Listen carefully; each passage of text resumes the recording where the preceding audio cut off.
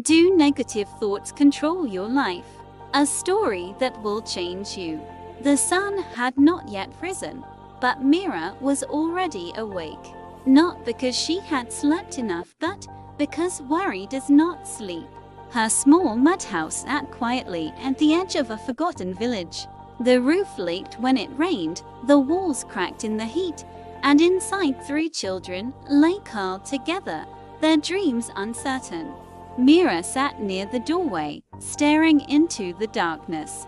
Her mind was louder than the silence. What kind of life is this? Why me?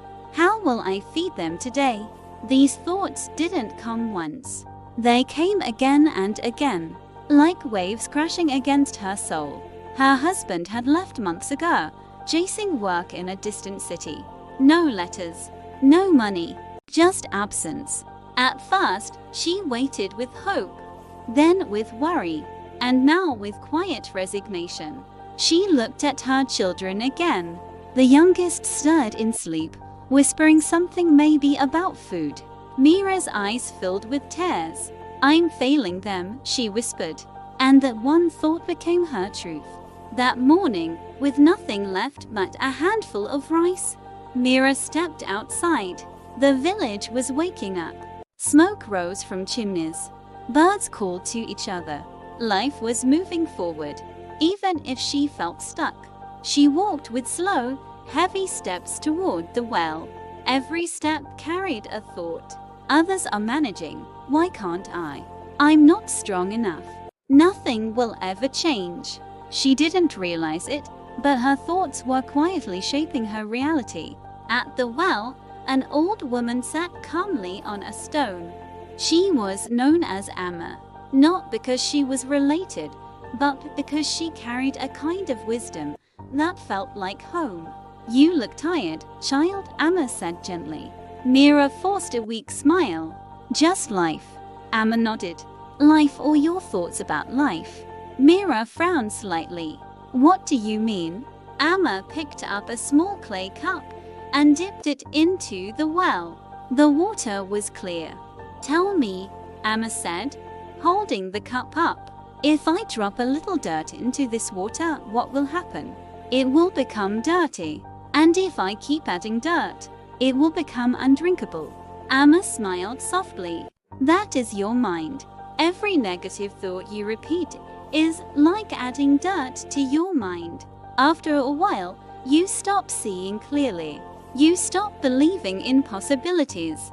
Meera looked down. "That's easy to say," she muttered. "But my problems are real." Amma nodded. "Yes, your problems are real. But are your thoughts helping you solve them, or making them heavier?" That question stayed in the air. Meera didn't have an answer. Amma placed the cup down. "Let me tell you a story. There were 2 seeds planted in the same soil. One said, 'The world is dangerous. I will not grow,' and it stayed buried, afraid. The other said, 'The sun is warm. The rain will help me,' and it grew slowly but surely into a strong plant.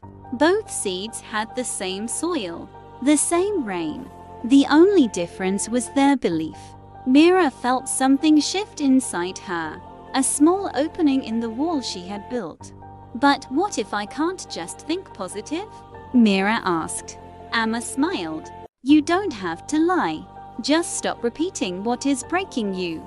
Instead of saying, 'I'm failing,' say, 'I'm trying.' Instead of 'nothing will change,' say, 'something can change.'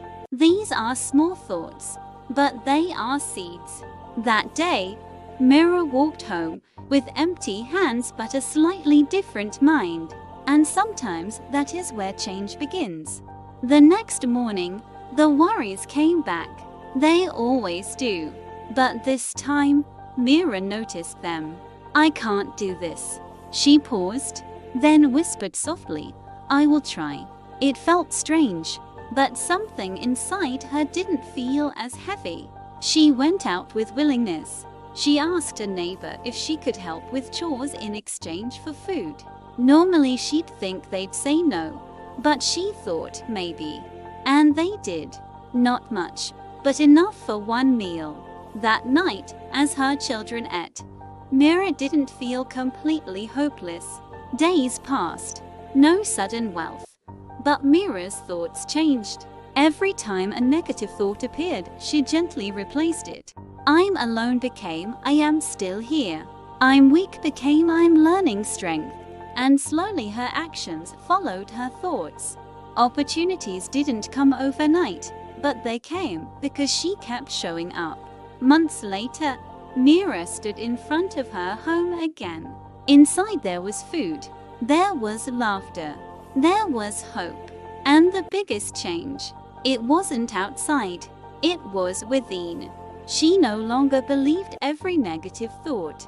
She had learned, thoughts are not facts, they are choices. One evening, she returned to the well. Amma was there. Meera smiled. You were right, she said.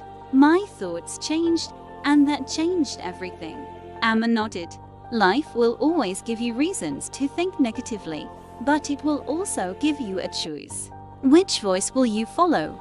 Meera looked at the water, clear, still, peaceful, and for the first time, her mind felt the same. How many times have your thoughts told you you're not good enough? Or it's too late? What if those thoughts are just habits? You don't control everything in life, but you do control what you repeat in your mind. And that changes everything. A negative mind finds problems in every opportunity. A positive mind finds opportunity in every problem. When that voice says, I can't, pause. Breathe and say, maybe I can. Because a new thought can create a new life.